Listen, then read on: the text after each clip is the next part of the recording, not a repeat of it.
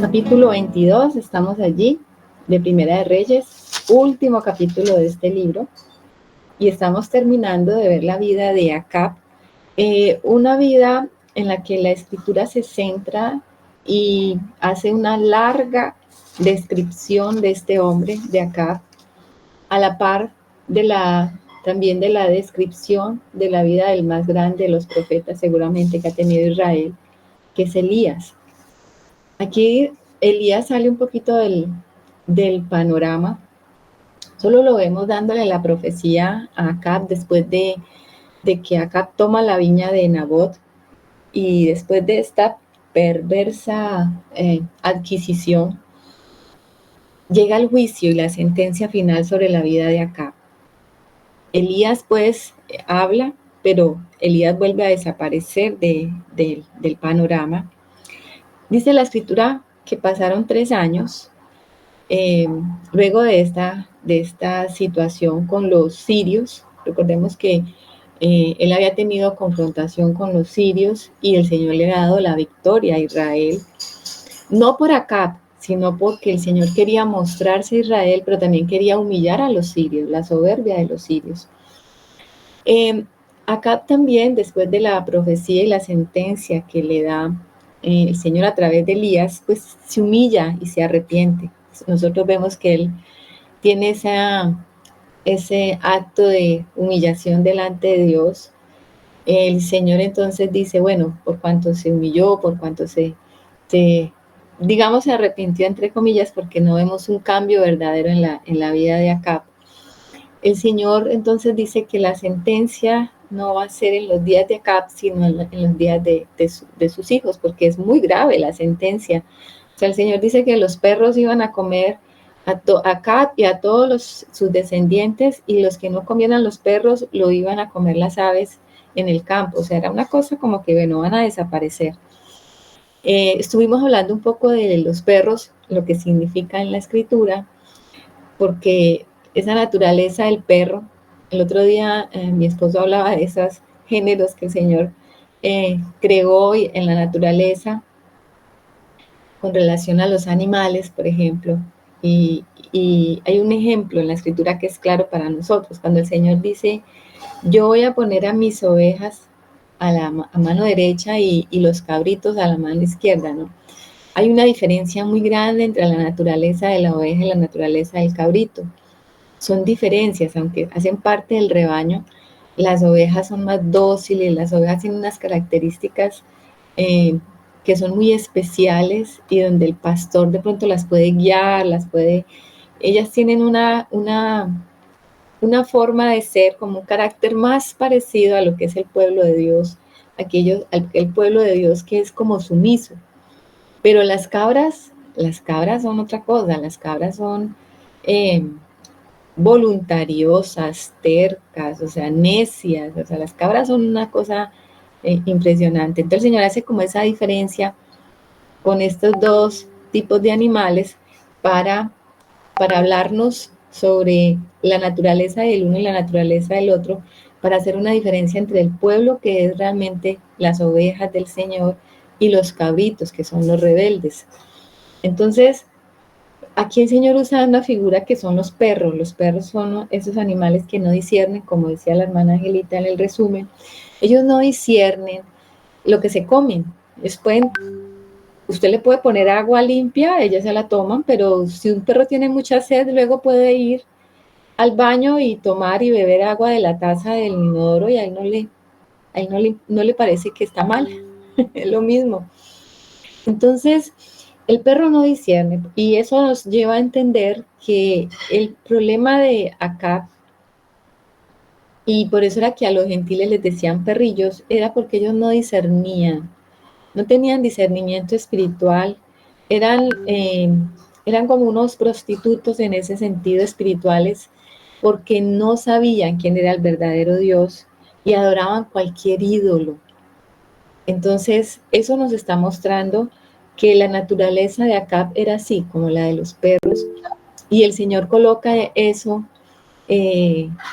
como una muestra de de lo que es Acab, y lo está ratificando diciendo, los perros pues te van a comer y van a lamer tu sangre. Imagínense eso, algo muy terrible. Lo mismo le iba a acontecer a Jezabel. Bueno, luego entra en escena, allí en el capítulo 22. Bueno, antes de eso quiero saludar a las hermanas que se han conectado, Anita, Rebequita, a Sonia. Buenos días para ustedes también, bienvenidas.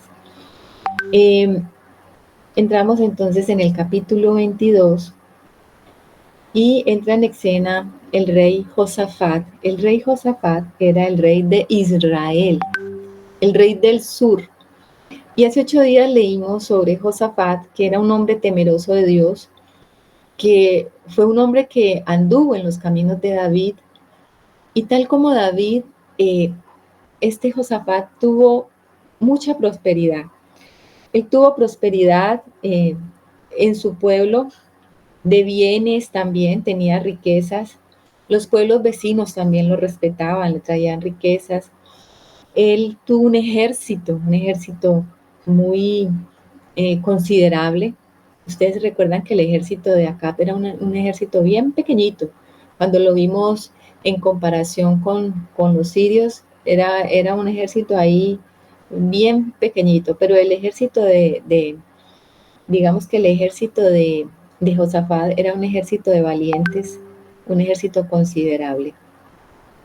Y hay un detalle que hace 8 días no consideramos y que es muy importante para lo que estamos hablando en relación de Acab y Josafat.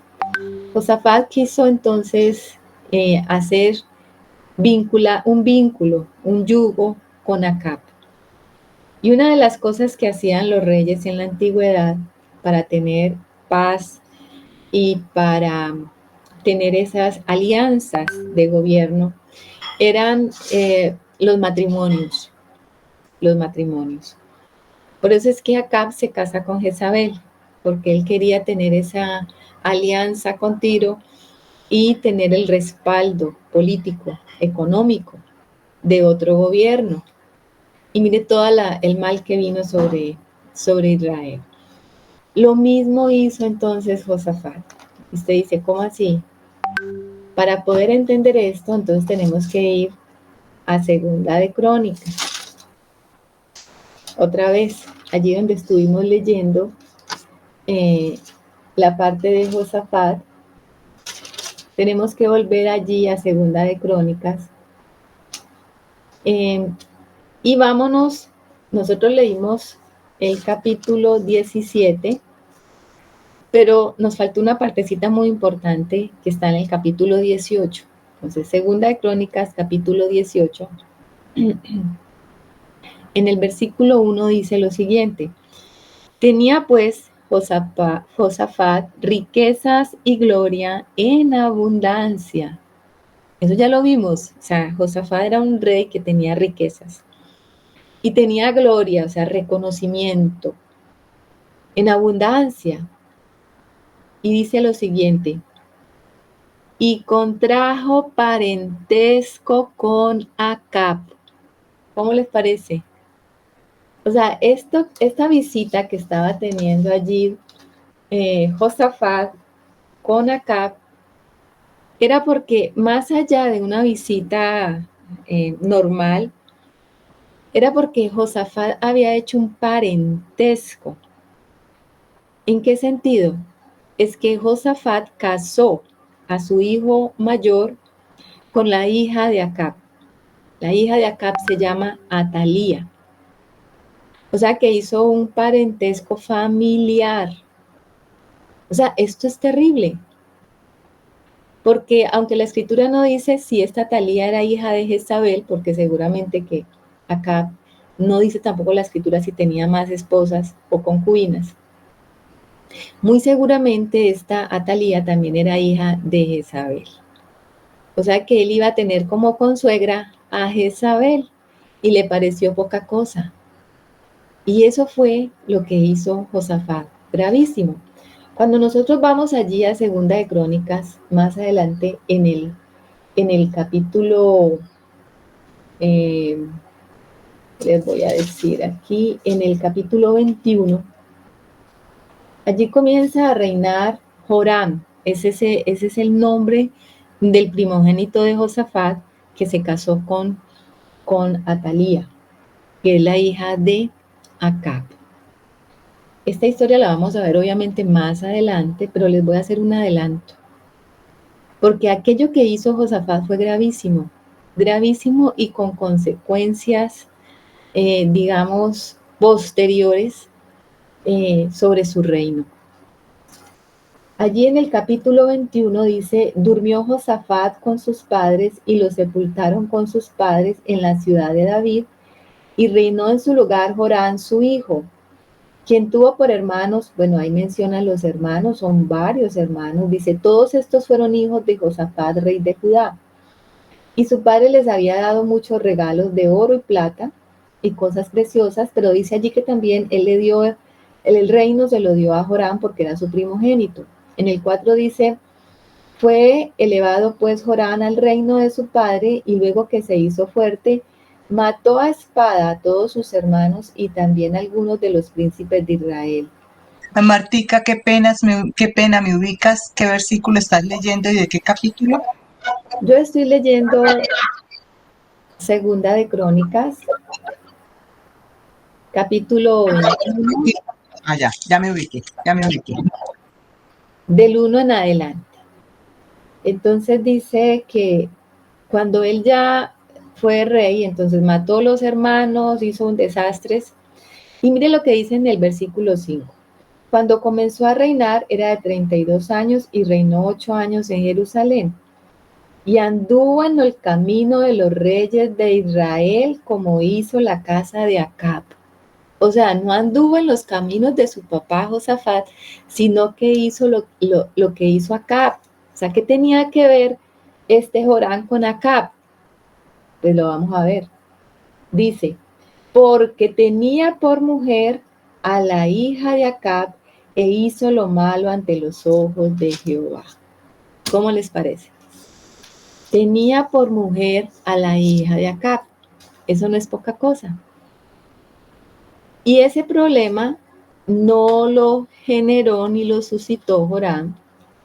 Ese problema lo suscitó Josafat. Cuando hizo ese yugo desigual, ese vínculo, porque le faltó allí a Josafat temor de Dios, aunque era un hombre recto, correcto en muchas de las cosas que hizo para el Señor, nosotros vimos que esto que hizo Josafat no se había mencionado antes. Él mandó levitas a todas las regiones de Judá para que enseñaran la palabra. O sea, uno dice, este hombre era tremendo. Y cuando uno lo ve haciendo este vínculo con Acab, dice, pero bueno, ¿qué le pasó? Tuvo un lapsus, eh, se equivocó tremendamente Josafat al hacer este vínculo, casar a su hijo mayor, su primogénito, con la hija de Acab, porque su hijo mayor era el que iba a heredar su reino. O sea que estaba arriesgando, era su descendencia y su reino. ¿Por qué? Porque miren lo que hizo después Joram. Mató a todos los hijos de Josafat, a los hermanos que tenía, que podrían ser para él de pronto una amenaza, los mató.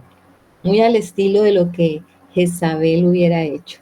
O sea que él trajo el problema que estaba en Israel y contaminó a Judá por haberse unido en ese yugo desigual. Y eso es lo que pasa.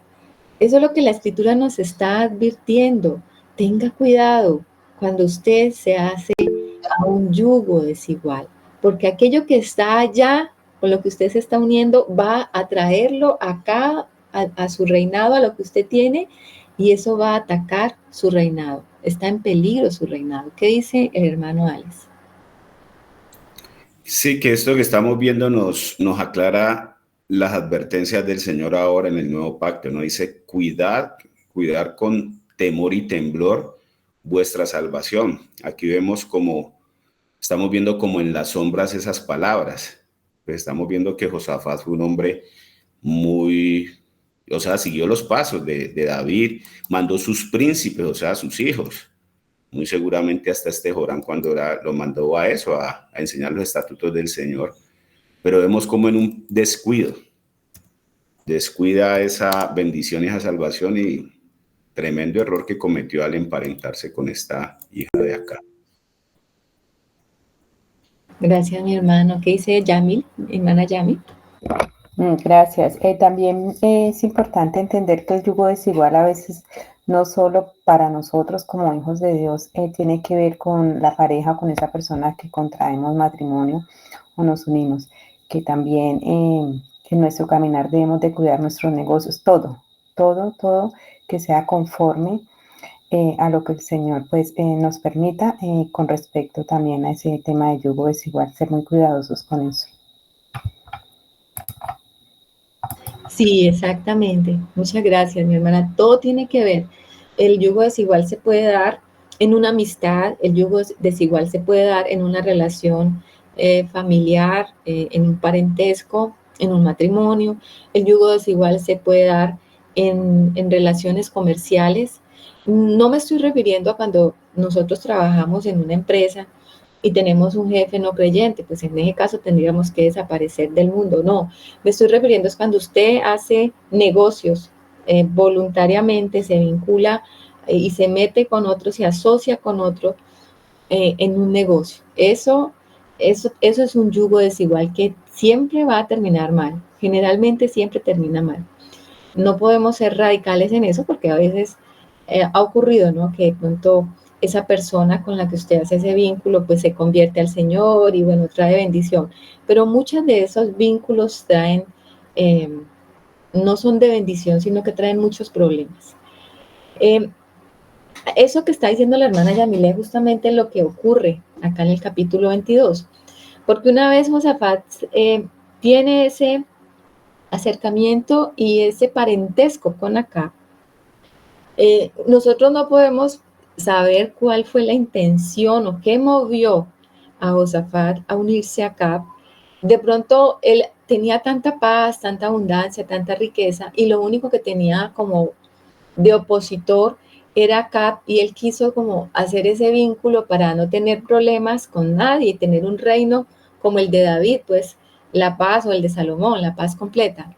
De hecho, en el fondo él quería ser mucho como Salomón, y luego lo vamos a ver. Él tenía como ese deseo de ser como Salomón, con riquezas, con paz, con abundancia, con muchas cosas. Eso estaba ahí por allá muy en el fondo del corazón de Josafat. Y eso sí lo lleva entonces a lo que dice la hermana Yamilet, porque fue inducido o fue llevado al lado de Acab a hacer una alianza, de pronto a meterse en los negocios y las contrataciones que tenía Acab, y ahí lo involucró en una guerra que no necesariamente era la de él. Porque si nos vamos al capítulo 22, ese versículo 3 dice, y el rey de Israel dijo a sus siervos, ¿no sabéis que Ramot de Galaad es nuestra y nosotros no hemos hecho nada para tomarla de mano del rey de Siria? Y dijo a Josafat, ¿quieres venir conmigo a pelear contra Ramot de Galaad? O sea, ahí lo vinculó en uno de sus negocios, porque este Ramot de Galaad estaba en territorio de los israelitas y era algo que había pasado, o sea, los sirios estaban peleando con Acab, y habían hecho un trato anteriormente que ellos iban a devolverse las ciudades, ¿recuerdan eso? Pero esta no se la devolvieron, o sea que él estaba como reclamando, no me ha devuelto la ciudad, entonces vamos a tomarla. Y involucró entonces aquí a Josafat. Seguido de esto, ya lo leímos hace 8 días, pues Josafat, que es un hombre espiritual, le dice, bueno, sí, pero entonces vamos a consultar a la palabra del Señor. Y dice que Acab entonces reunió a los profetas y entonces dice que eran 400 hombres profetas. ¿Ustedes recuerdan cuántos hombres mató Elías? 400 profetas de Baal. Eran 400 también, ¿no? 400 profetas de Baal. Ahora hay aquí 400 profetas. O sea, los reemplazaron rápidamente. Pero estos profetas solamente le profetizaban el bien, le decían, sí, rey, salga porque usted le va a ir bien, porque el Señor va a entregar a los sirios en su mano y usted va a retomar su tierra, o sea, todo era bueno. Y no sé qué pasó, pero Josafat como que no le sonó mucho esto de que todo fuera como tan bueno. Y le dice, no, aquí, o sea, no hay aquí un profeta de Jehová, o sea, otro que consultemos. No sé, algo le mostró a él que esos profetas no eran del Señor. Y él quería escuchar la voz de un verdadero profeta. Y es allí donde el rey le dice, sí, hay otro que hay por allí, hay un varón, pero él dice, no, pero este me cae gordo, este no, yo lo aborrezco, este no me gusta, porque es que siempre que yo lo llamo, no me profetiza bien, sino mal, porque es que Acab aborrecía la palabra de Dios. Acab no le gustaba escuchar la palabra de Dios. Por eso es que decía que Elías era su enemigo. Entonces, cuando venían los verdaderos profetas de Dios, él los rechazaba.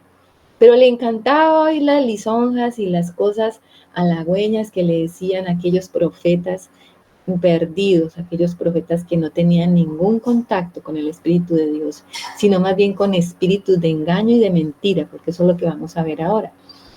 Entonces, hace 8 días quedamos en el versículo 8, dice, el rey de Israel respondió a Josafat, aún hay un varón por el cual podríamos consultar a Jehová. Este varón se llamaba, era de nombre Micaías, hijo de Imla. Y ahí dice pues el rey que lo aborrece. En el 9 dice, entonces el rey de Israel llamó a un oficial y le dijo, trae pronto a Micaías, hijo de Imla. Es curioso que le dice, trae pronto a Micaías. Muy seguramente, y esto lo dicen los estudiosos, Micaías estaba preso. Este Acab lo tenía preso porque ¿cómo sabía dónde estaba Micaías? ¿Cómo traerlo prontamente? Es porque seguramente lo tenía preso por todas esas profecías que le decían Micaías contrarias a las de los profetas falsos.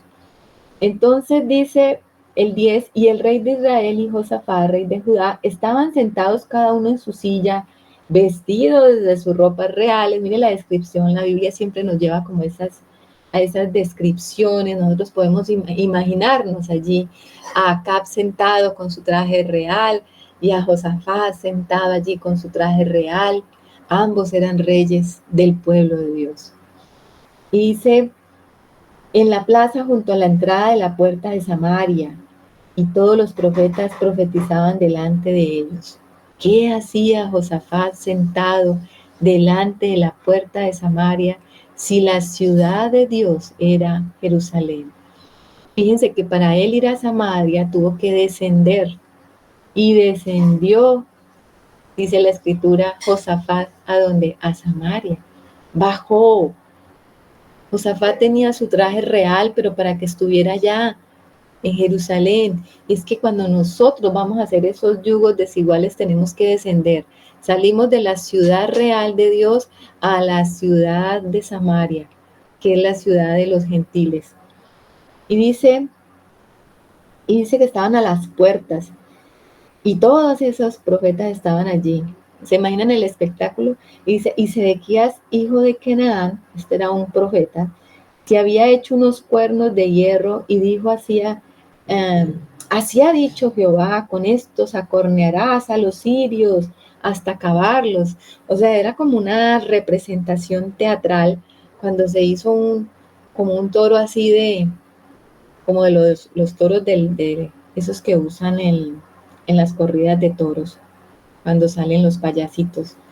Y tenían unos cuernos dice acá, que tenía unos cuernos de hierro y que hacía como el espectáculo, ¿no? Así tú vas a cornear. Y yo me imagino que acá pues se sentía feliz de oír esto que le estaba diciendo Sedequías. Lo que acá no sabía es que Sedequías era un falso profeta. En el 12 dice, y todos los profetas profetizaban de la misma manera, diciendo, sube a Ramot de Galaad y serás prosperado, porque Jehová la entregará en mano del rey. O sea, esto era a voz unánime, todos diciendo lo mismo. Y aquí nosotros analizábamos algo importante, y es que no porque todo el mundo está diciendo lo mismo, eso quiere decir que es la palabra de Dios. Más bien cuando hay una voz por allá que clama en el desierto, ustedes recuerdan que esa era la voz de Juan el Bautista: yo soy la voz que clama en el desierto, enderezad el camino. Cuando hay una voz que se opone, cuando hay una voz que clama, cuando hay una voz contraria, uno debería prestarle atención a esa voz, porque algo anda mal, hay una advertencia. Y así pasa hoy día en la iglesia. Vemos un mensaje genérico en medio de gran mayoría de la iglesia del Señor. Pero hay una voz por ahí que clama lo contrario. El Señor nos dio oídos para oír esa voz, porque vamos a ver que aquí esa voz no la escuchó ni Acab y Josafat, por estar allí en ese yugo desigual, también perdió el discernimiento, lo vamos a ver. Dice, y el mensajero que había ido a llamar a Micaías, en el 13, estoy leyendo el versículo 13 del capítulo 22, dice, le habló diciendo, he aquí que las palabras de los profetas a una voz anuncian al rey cosas buenas. Dé ahora tu palabra conforme a la palabra de alguno de ellos y anuncia también buen éxito. O sea, venga usted, que es el profeta de Dios, pero no vaya a hablar lo que Dios le dice, venga, hable lo mismo que están diciendo. Y la respuesta de Micaías dice, vive Jehová, que lo que Jehová me hablare, eso diré. Y eso aún en contra de su propio beneficio, aún en contra de su propio bienestar. Porque es que muy seguramente Micaías estaba en la cárcel y estos 400 halagüeños estaban afuera diciéndole a Acab que le iba a ir bien. ¿Por qué? Porque estaban libres, porque tenían quién sabe qué privilegios y porque gozaban de toda la aprobación de todas las personas y de Acab. Y en cambio Micaías estaba por allá encerrado por decir la verdad. Pero este hombre, que era un siervo verdadero de Dios, estaba dispuesto a eso. Él estaba dispuesto a decir la verdad, aunque le costara a él su beneficio. Y dice el 15, vino pues al rey y el rey le dijo, Micaías, ¿iremos a pelear contra Ramot de Galaad o la dejaremos? Y él le respondió, sube y serás prosperado, y Jehová la entregará en mano del rey. El 16 dice, y el rey le dijo, ¿hasta cuántas veces he de exigirte que no me digas sino la verdad en el nombre de Jehová? Y uno dice, bueno, ¿por qué Acab se dio cuenta que Micaías le estaba como engañando? Yo creo que Acab conocía la voz profética de Micaías verdadera y seguramente él estaba impostando la voz. Él estaba haciendo acá como una representación de esas falsas y Acab se dio cuenta. Seguramente cuando él le dijo que Dios lo iba a apoyar, le dijo, aquí donde dice, y él le respondió, seguramente Micaías le dijo, sube y serás prosperado, y Jehová la entregará en mano del rey. O sea, es muy probable que cuando Micaías fue traído, Sedequías estaba haciendo su show con sus cuernos allí, estaba haciendo ese show con sus cuernos para decirle al rey, pues que quién sabe qué voz estaba usando, y seguramente Micaías estaba haciendo como una parodia o un remedio de esto, y le estaba diciendo, sí, vaya, así como todos estos profetas le estaban diciendo, y Acab se dio cuenta de eso, y por eso le reconviene y le dice, ¿no te he dicho que me digas siempre la verdad? Pero la verdad era dolorosa. Y con todo y que Micaías dice la verdad, no lo quisieron oír. Y el 17 dice, entonces él dijo, yo vi a todo Israel esparcido por los montes como ovejas que no tienen pastor. Y Jehová dijo, estos no tienen señor, vuélvase cada uno a su casa en paz. Y el rey de Israel dijo a Josafat, ¿no te lo había dicho? Ninguna cosa buena profetizará él acerca de mí, sino solamente el mal. Fíjense el corazón de Acab. Él quería siempre oír las cosas buenas, el mensaje de la prosperidad. Usted va a ser prosperado, usted no le va a faltar nada, el Señor está para bendecirlo a usted, así usted tenga una vida terrible, todo es prosperidad, así usted sea un idólatra, así se haya casado con la peor mujer sobre la tierra, Jezabel, a usted le va a ir bien. Eso era lo que quería escuchar acá. Pero Micaías era un varón de Dios. Y dice el 19, entonces él dijo, oye pues, palabra de Jehová, yo vi a Jehová sentado en su trono, y todo el ejército de los cielos estaba junto a él, a su derecha y a su izquierda. Póngale atención a esto. Y Jehová dijo, ¿quién inducirá a Acab para que suba y caiga en Ramot de Galaad? Y uno decía de una manera y otro decía de otra. Y salió un espíritu y se puso delante de Jehová y dijo, yo le induciré. Y Jehová le dijo, ¿de qué manera? Él dijo, yo saldré y seré espíritu de mentira en boca de todos sus profetas. Y él dijo, le inducirás y aún lo conseguirás. Ve pues y hazlo así. Esta pequeña porción de la escritura es muy polémica y tratan de explicarla y usted cuando estudia esto, pues algunos quieren como entrar a justificar muchas cosas que son muy difíciles de justificar. Y en esta mañana lo único que queremos es aferrarnos a lo que dice la escritura y creer a lo que el profeta mismo dice, porque el profeta le está diciendo aquí, oye pues palabra de Jehová. Entonces, si esto es palabra de Jehová, vamos a dejarlo entonces allí. Es palabra de Jehová lo que él vio. Porque algunos dicen, es imposible que Dios mande un espíritu de mentira y de engaño. ¿Cómo podemos nosotros entender esto? El Señor está sobre todos los espíritus. Recordemos la historia de Job, cuando aún dice que todos los hijos de Dios se presentaron delante de Dios y ahí venía Satanás. Ahí venía Satanás. Y el Señor tuvo una conversación con Satanás. ¿Qué dice la hermana Hilda? Pues que yo lo veo un poquito como dice la palabra, que cuando la gente pues es tan repetitiva en sus malos comportamientos, o sea, cuando se entrega se abandona tanto al pecado, pues que él también los abandona a sus mentes reprobadas, ¿no?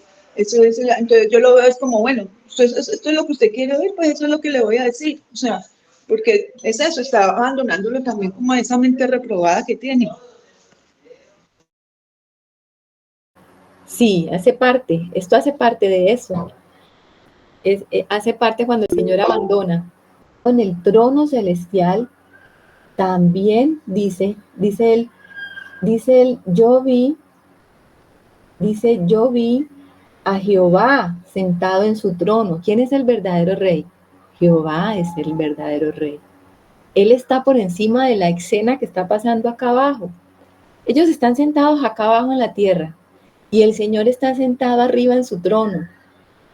Y todo el ejército de los cielos estaba junto a él, a su derecha y a su izquierda. O sea, son dos escenas muy parecidas. Pero la verdadera escena, la que estaba ocurriendo de verdad y tenía la verdad, era la que estaba viendo Micaías. La de acá abajo estaba siendo representada. Y había engaño en la de acá abajo. En la de arriba era la verdadera escena. ¿Qué dice la hermana Rebequita? Sí, buenos días con todos. Buenos días, Martita. El Señor les bendiga. Con respecto a lo que tú estás hablando, Martita, de este espíritu de mentira, ¿no? En Segunda de Tesalonicenses tenemos algo parecido, cuando Pablo habla acerca de la manifestación del inicuo, del anticristo, ¿no? En Segunda de Tesalonicenses 2, un ratito estoy aquí, quiero ponerle la escritura. En Segunda de Tesalonicenses dice: y entonces se manifestará aquel inicuo a quien el Señor matará con el espíritu de su boca y destruirá con el resplandor de su venida, inicuo cuyo advenimiento es por obra de Satanás con gran poder y señales y prodigios mentirosos y con todo engaño de iniquidad, para que los que se pierden, por cuanto no recibieron el amor de la verdad para ser salvos, y con todo engaño de iniquidad para los que se pierden, por cuanto no recibieron el amor de la verdad para ser salvos. Por eso Dios les envía un poder engañoso para que crean la mentira, a fin de que sean condenados todos los que no creyeron a la verdad, sino que se complacieron en la injusticia. Creo que ahí igual, o sea, vemos que es Dios el que envía el espíritu engañoso, como en este caso, ¿no? Eso quería compartir, Martita. Sí, amén. A veces, pues, la confusión y lo que algunos tratan de explicar es que Dios no puede enviar un espíritu de mentira. Pero mire que todos los espíritus están bajo el gobierno de Dios. Y hay un detalle importante, gracias Rebequita, hay un detalle importante que ahora estábamos comentando, y es lo que dice acá Micaías, cuando dice que ve al Señor. Yo vi, aquí dice, en el 19, yo vi a Jehová sentado en su trono y todo el ejército de los cielos estaba junto a él, a su derecha y a su izquierda. Ustedes recuerdan que ahora estábamos hablando de que el Señor hace esa misma descripción de sus ovejas y los corderos, o sea, las ovejas a la derecha y los corderos, y los cabritos a la izquierda. Podríamos decir esto, es algo que estoy en este momento viendo y entendiendo.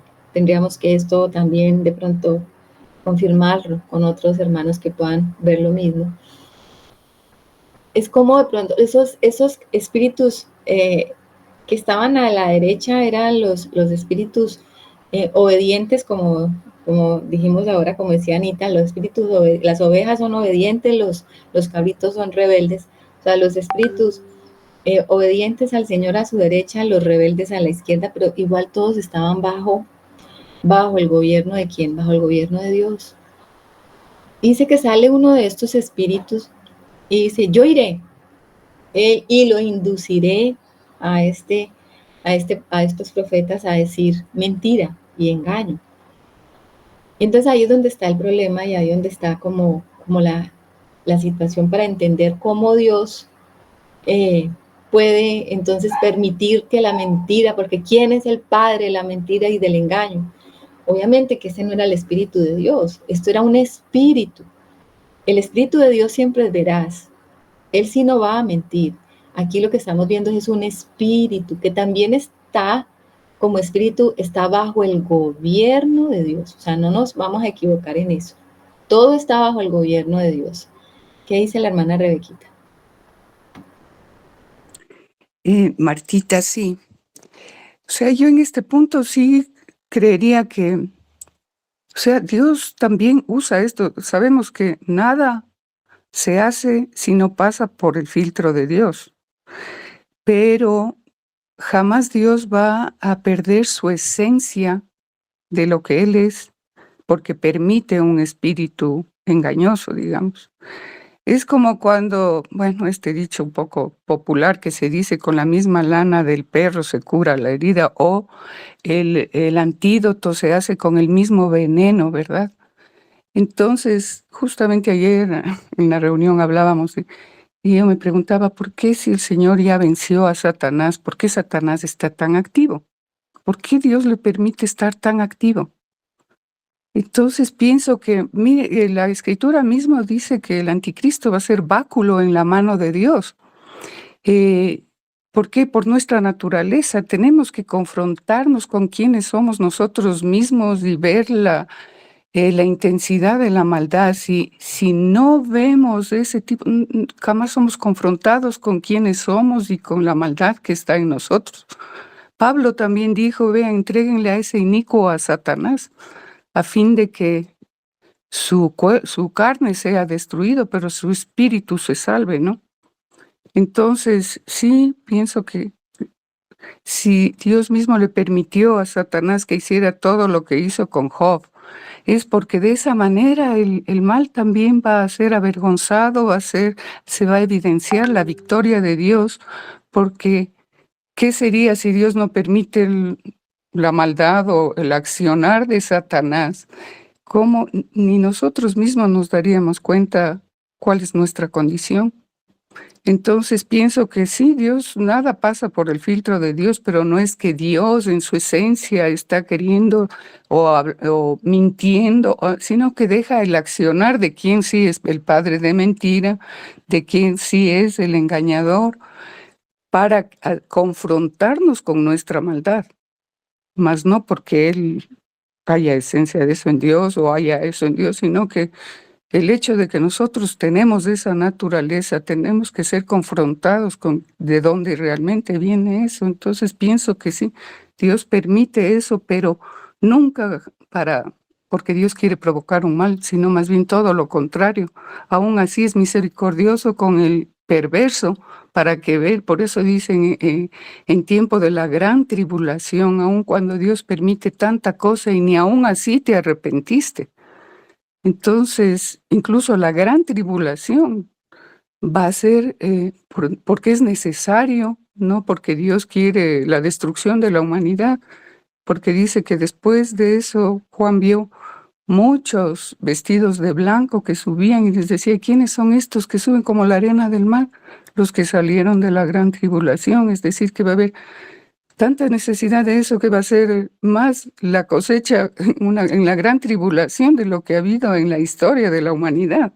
Es confrontándonos con la maldad realmente y dándonos cuenta de cuánto daño nos ha hecho la maldad y escoger y ahí sí abrir los ojos y ver quiénes somos, qué es la maldad realmente y escoger lo que siempre Dios ha querido con nosotros, ¿no?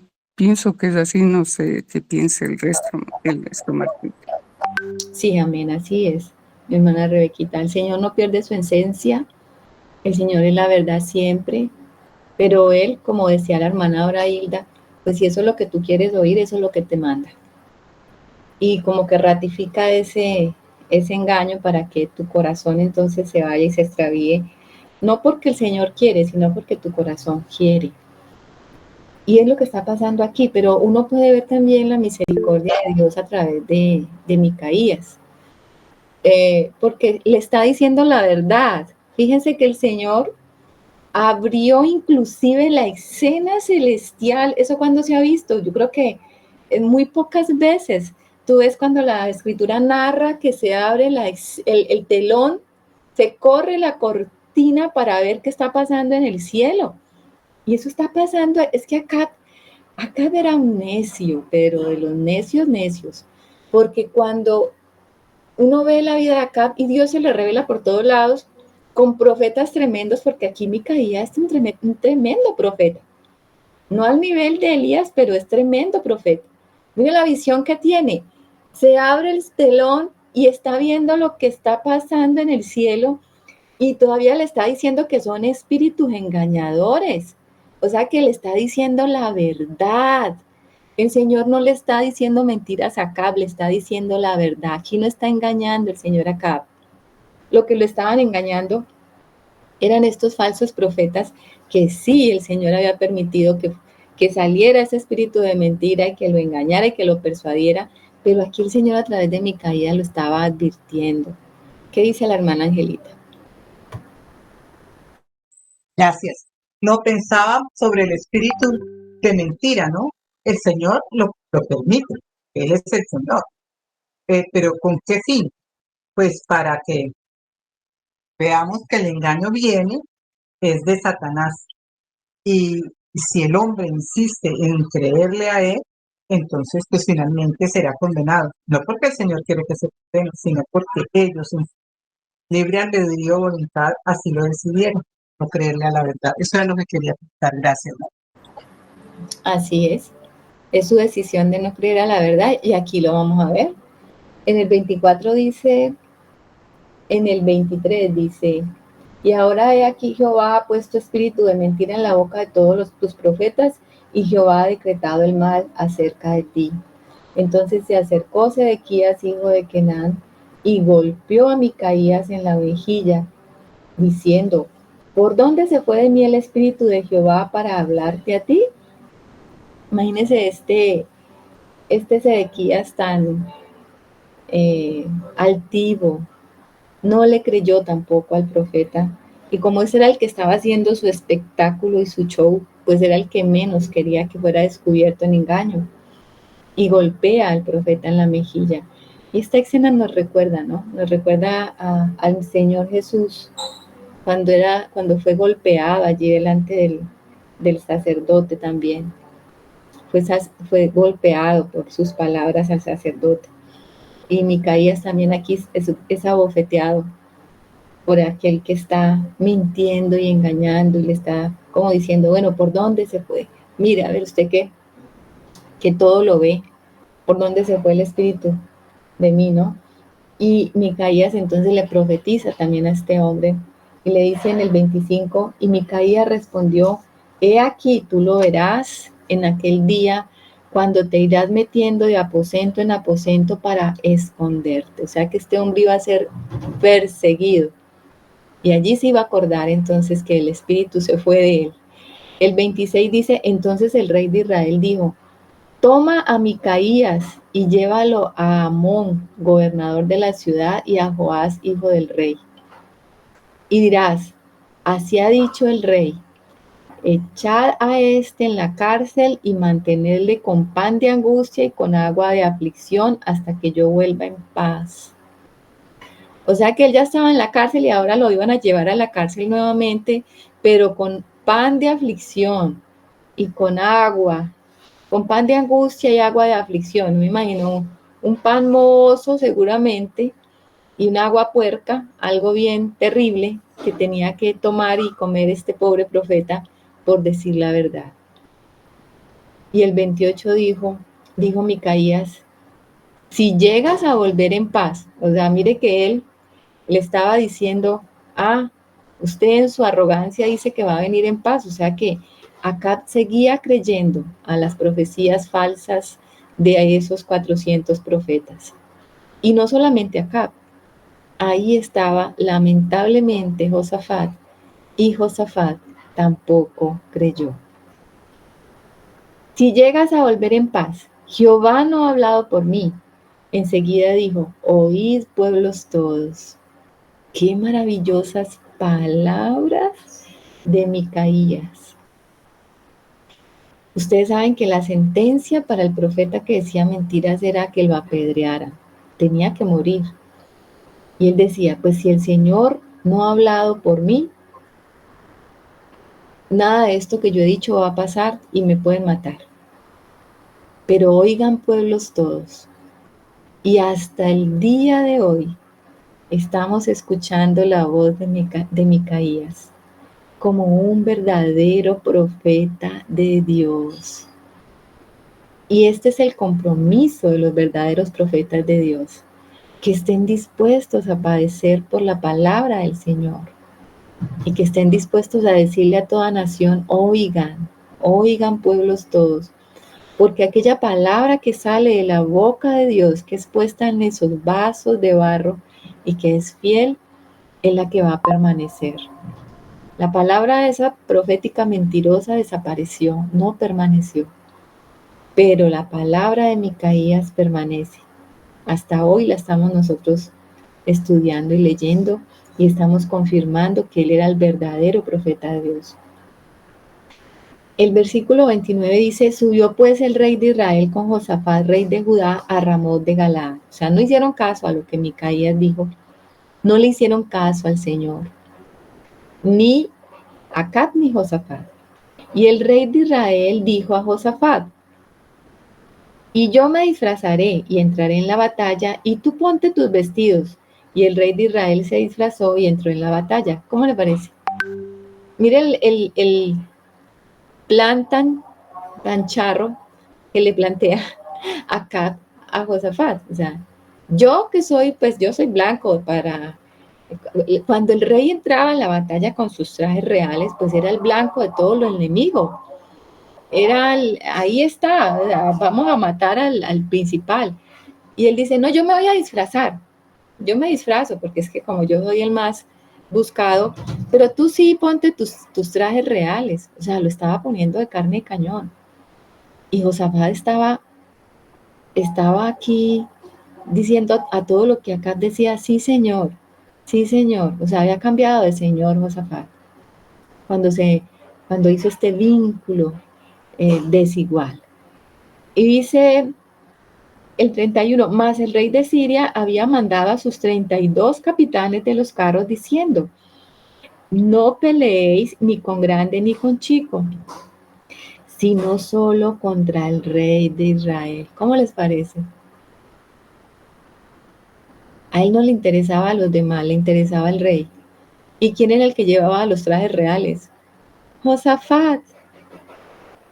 Y es que cuando hacemos vínculo con desigual, el que está de carne de cañón para el enemigo es el que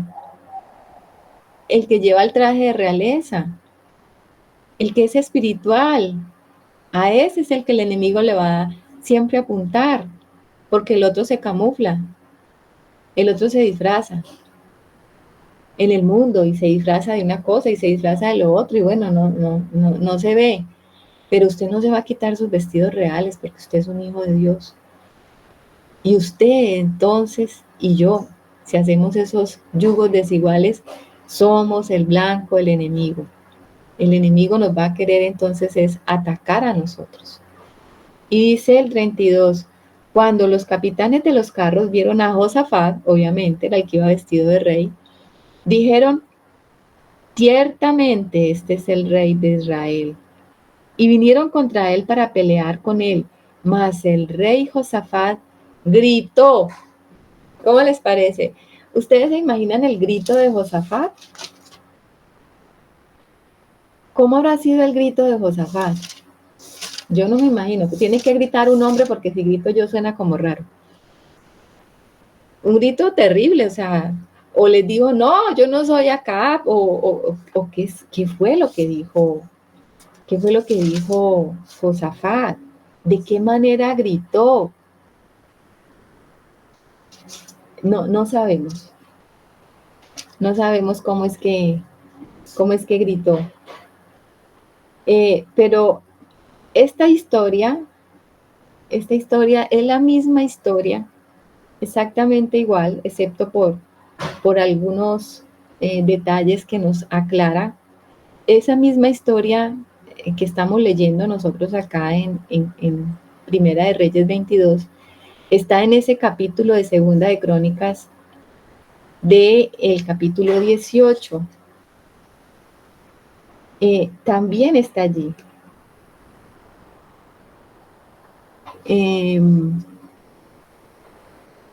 Está en el versículo 31. O sea, ubíquense ahí, Angelita, para que no te pierdas. Segunda de Crónicas, capítulo 18, en el versículo 31. Vamos a ver una diferencia que sí hay.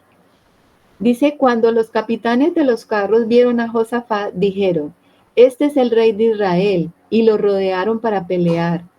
Mas Josafat clamó, y Jehová lo ayudó y los apartó Dios de él. ¿Se dieron cuenta? Y dice el 32, pues viendo los capitanes de los carros que no era el rey de Israel, desistieron de acosarle. Aquí dice, en Primera de Reyes, dice que... Segunda de Crónicas. Segunda de Crónicas, capítulo 18. 18 al 31. 18, 31. Listo. Vale, Ajá. gracias. O sea, ahí está la diferencia. Aquí dice que él gritó, ¿cierto? Solo que gritó. Y veámoslo aquí otra vez. En el 32 del capítulo 22 de Primera de Reyes. No se vayan a confundir porque estamos yendo y viniendo.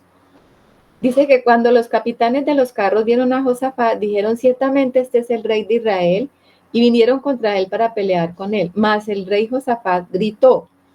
Dice, viendo entonces los capitanes de los carros que no era el rey de Israel, se apartaron de él. O sea, entonces aquí el 32 del 18 sí nos dice cómo fue que gritó.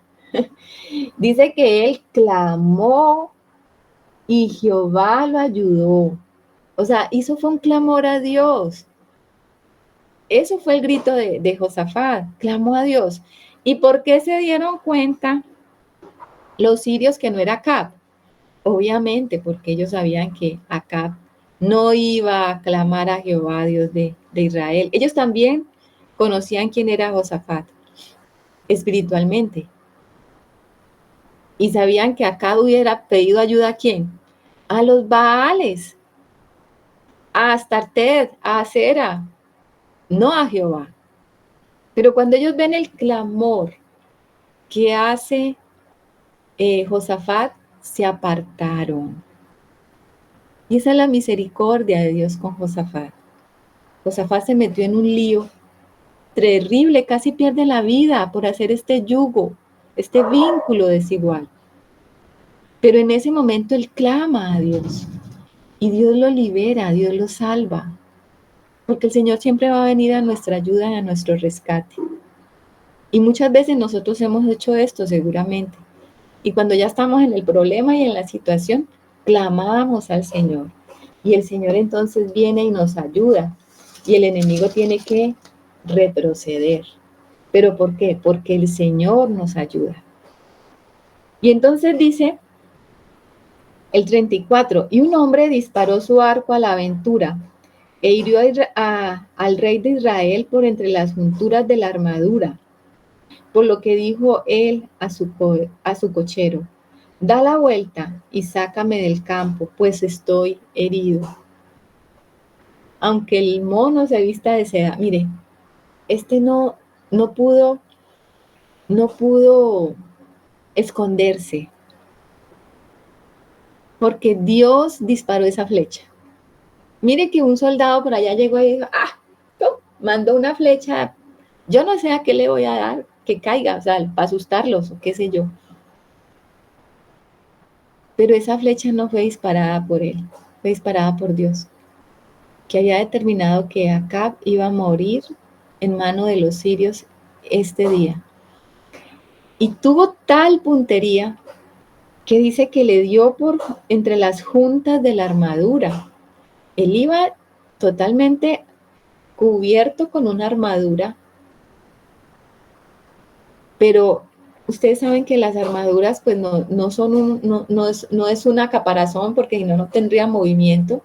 Las armaduras tienen juntas para poder mover, pues el casco y el pectoral están separados porque el cuello tiene que moverse, los hombros, aquí también hay otra junta porque también se tiene que mover, el torso también, el chaleco también tiene que venir hasta la cintura y de ahí para abajo en las piernas tiene que haber separaciones para poder que haya las articulaciones se muevan. Pues en una de esas juntas, la escritura no dice cuál, la flecha le pegó acá. Pudo haber sido en el cuello, porque acá muere desangrado, o pudo haber sido en el vientre, o por un costado. No sabemos. Lo que sí sabemos es que esa flecha no venía tan a la aventura. Esa flecha venía de parte del Señor. Y acá herido, le dice a su cochero que lo saque, pero no pudo sacarlo porque la batalla arreció. El 35 dice, pero la batalla había arreciado aquel día y el rey estuvo en su carro delante de los sirios y a la tarde murió. y la sangre de la herida corría por el fondo del carro. O sea que la herida que tuvo Acab fue muy grave. Él se desangró allí. Y a la puesta del sol salió un pregón por el campamento diciendo, cada uno a su ciudad y cada cual a su tierra. Cumpliéndose la palabra del profeta, que el pueblo de Israel era como un pueblo sin pastor, ¿cierto? ¿Por qué? Porque había muerto Acab. Nosotros tenemos que ver que los reyes estaban representando al Señor. Estas personalidades, más allá de ser Acab o ser Josafat, estaban representando a Dios. De hecho, cuando Micaías ve en el cielo esa escena, el Señor sentado en el trono y todos estos espíritus delante de él, y vemos esta escena aquí, también acá, y Josafat sentados en sus tronos, así, vestidos de ropas reales, delante de todos estos profetas, estamos viendo una representación celestial. Llevemos esto también a nuestra vida. Nosotros somos el pueblo de Dios sobre la tierra. Somos quien portamos su imagen sobre esta tierra. Somos quien reinamos con Él. Y lo que está pasando en el cielo pasa aquí en la tierra, a través de nosotros, a través de nosotros. Nosotros tenemos que ser esos siervos fieles que representan esa imagen del cielo. Pero el Señor estaba cortando al perverso. Estaba cortando ese mal pastor de las ovejas. Y entonces el pueblo quedó a la deriva y entonces el pregón era, bueno, váyase cada quien a su casa porque ya no hay quien los dirija en la batalla. Seguramente Josafat también se fue y huyó de esta guerra. En el 37 dice, murió pues el rey y fue traído a Samaria y sepultaron al rey en Samaria. No pasó lo que había profetizado Elías, recordemos eso. Elías había profetizado que sus carnes iban a ser comidas y todo esto, pero recordemos que por la humillación de Acab, el Señor postergó esto para sus descendientes, pero sí pasó parcialmente, porque lo vamos a ver aquí en el 38. Y lavaron el carro en el estanque de Samaria, y los perros lamieron su sangre, y también las rameras se lavaban allí, conforme a la palabra que Jehová había hablado. Y cuando la escritura es tan gráfica, dice que este era un estanque y las rameras venían y se lavaban aquí, se lavaban de su inmundicia, de estas mujeres que estaban con tantos hombres. Algunos estudiosos dicen que seguramente eran las rameras del templo, porque ustedes saben que las prácticas a los Baales y a Acera eran cultos también que tenían prostitución, eran cultos que tenían sexualidad. Algunos dicen que eran estas rameras que estaban en estos templos. Entonces, ellas venían y se lavaban allí. Esto tiene un significado espiritual. Es que la sangre, la vida nuestra está en la sangre. Y era la sangre de Acab. Él perdió la vida en ese carro. Y esa sangre habían lavado allí con el agua, con la misma agua que se limpiaban las rameras. Y nos habla de ese corazón adúltero y fornicario que tenía Acab. Ese era el corazón, esa era su naturaleza de ramera y naturaleza de perro también, porque están los perros lamiendo su sangre. Y es una figura muy fuerte, pero espiritualmente nos está hablando de esto, de esa fornicación espiritual que tenía Acab en su corazón. Ese era Acab. Y dice el 39, y el resto de los hechos de Acab y todo lo que hizo, y la casa de marfil que construyó, imagínense eso, Acab era un hombre rico. Ustedes saben que el marfil es un material costoso y siempre ha sido costoso, porque para que haya marfil tienen que matar un elefante, lo sacan de los colmillos de los animales o de los rinocerontes o de estos animales que tienen esos cuernos. Por eso era costoso. Y tenían que traerlo ¿de dónde? De lejos, porque aquí en la tierra de Israel no había marfil. O sea, no había una cantera de marfil. No, esto lo traían importado. Y él se había construido una casa. O sea que este hombre tenía muchísimo dinero. Dice, y todas las ciudades que edificó, ¿no está escrito en el libro de las crónicas de los reyes de Israel? Dice, y durmió Acab con sus padres y reinó en su lugar Ocosías, su hijo. Ocosías, su hijo. Este es el fin de Acab. Es impresionante la escritura con todos los detalles, porque no hay historias más detalladas que la de Acab en cuanto a los reyes de Israel. Cuando uno sigue leyendo, uno va a ver historias muy cortas. Y reinó en su lugar tal, hizo lo malo, no sé qué, y murió y le sucedió tal y tal. O sea, a veces historias de 10 versículos. Pero nosotros tenemos acá una gran historia, extensa, que nos está mostrando el corazón de un rey perverso, adúltero y fornicario espiritualmente hablando. Un rey que hizo alianzas con el mundo, un rey que no se guardó para Dios, un rey que escogió hacer lo malo delante de Jehová y un rey que recibió el justo juicio de Dios para aquellos que son perversos. Advertencia para nosotros totalmente, porque no es un rey pagano, un rey gentil, no, es un rey de Israel. O sea que nosotros podemos ver este tipo de reyes en la iglesia, en el pueblo de Dios hoy día, los podemos ver, con toda seguridad que los podemos ver. O sea que es una advertencia también para nosotros.